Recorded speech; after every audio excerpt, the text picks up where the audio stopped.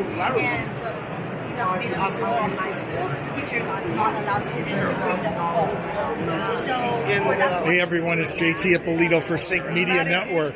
We're here at CES Unveiled. This is Dreamlight Pro.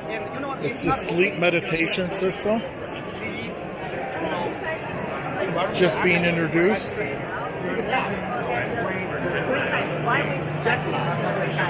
because like the greatest one is like the blue light is kind of like harmful on the eyes when you're just like wearing it. And So, of course, there's others. We'll come back with them and check with them in a few minutes. Outstanding product. The green light, that is morning.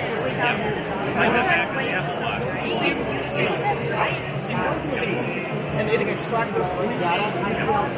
The most interesting thing is actually we have some feature very interesting is genetic. We'll come back. We're at Dreamlight. JT Ippolito for Sync Media Network.